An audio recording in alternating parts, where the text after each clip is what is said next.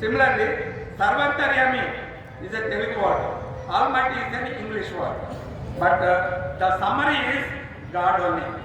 Okay, so ఈ గాడ్ని మనము రకరకాలుగా పూజిస్తున్నప్పటికీ మతం పేరట ఈ దేవుడిని మనం ఎస్టాబ్లిష్ చేసుకుంటున్నాం, అంతే కదండి. అందుకే ఈ పీస్ మిషన్, ఈ ఇంటర్నేషనల్ రిలీజియస్ కాన్ఫరెన్స్ ఒక ప్రపంచంలో శాంతిని నెలకొల్పాలనే ఉద్దేశంతో ఏర్పడిన ఈ పీస్ మిషన్ మనకి అన్ని మతాల్లో సారాంశం కానీ లేదా దేవుని యొక్క మహాత్యాన్ని కానీ తెలియజేయడం కోసమే ఈ కాన్ఫరెన్స్ కండక్ట్ చేస్తుందని నేనైతే నమ్ముతున్నాను. అందులో భాగంగానే మనం అందరూ ఇక్కడ ఇన్వైట్ చేయబడ్డాం.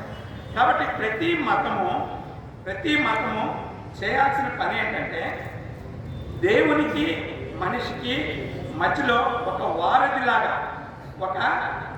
ఒక ఇండిపెండెంట్, ఒక మధ్యవర్తిలాగా పనిచేయాలి. అంతేకాకుండా ప్రతి మతము దేవునికి దగ్గరగా చేస్తూ ప్రేమని, గౌరవాన్ని, కృపను, దైవత్వాన్ని పెంచాలి.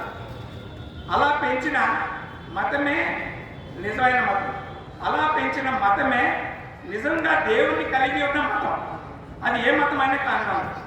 ఏ మతమైనా ప్రజల్లో డివిజన్ తీసుకొస్తే, అంటే విడదీస్తే అది మతం కాదు.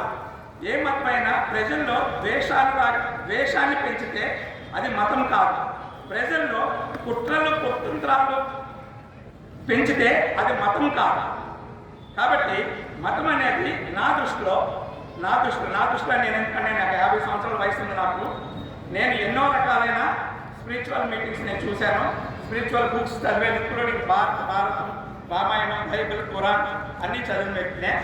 కాబట్టి నా దృష్టిలో ఏ మతం అయితే దేవునికి దగ్గరగా మనిషిని తీసుకొస్తుందో, ఏ మతం అయితే దేవుని పట్ల భక్తిని, దేవుని పట్ల భయాన్ని, దేవుని పట్ల ప్రేమను, మనుషుల పట్ల ప్రేమను, దేవుని పట్ల గౌరవాన్ని, మనుషుల పట్ల గౌరవాన్ని, దేవుని పట్ల కృపను, మనుషుల పట్ల కృపను, దేవుని పట్ల దైవత్వాన్ని, మనుషుల పట్ల దైవత్వాన్ని పెంచి పోషిస్తారో అదే నిజమైన దేవునికి వారధి కల, దేవునికి మధ్యవర్తిత్వం వహించే మతం.